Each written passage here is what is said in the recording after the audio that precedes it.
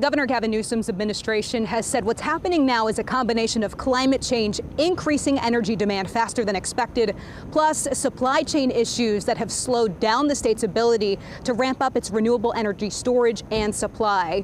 As Governor Newsom's administration aims to move away from its reliance on oil and gas, it's renewing debate on the future of nuclear energy in California.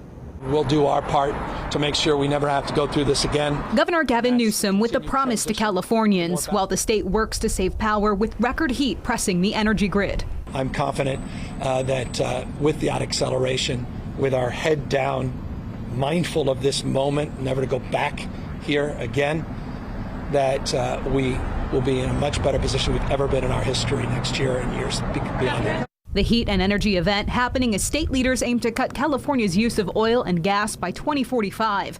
A tall task, considering natural gas accounted for almost half of the state's energy supply during peak energy use Tuesday, while renewables accounted for about a quarter. The governor said Wednesday work is underway to expand the state's renewable energy backup supply, which includes adding enough battery storage to provide 4,000 more megawatts by 2024. We've been reaching 100% electricity on a pretty consistent basis in the state.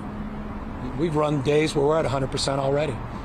The question is capturing that electricity and storing it during those off-peak hours in terms of the generation, which 4, 5, 6, 7, 8, 9. And that's where battery storage becomes so foundational. Another key piece of his plan keeps the Diablo nuclear power plant open until 2030. It accounts for about 8% of the state's current energy supply and 17% of its zero-carbon energy sources. Under a state order, the plant's operator, PG&E, confirmed it applied for funds under a new federal program that aims to salvage struggling nuclear power plants. The governor says he only wants it open while the state makes its renewable energy transition. That will allow us to de-risk into the next few years, and it goes to your specific question. We will stack Diablo, and as we move all of these renewables, we will stress test them in the extremes.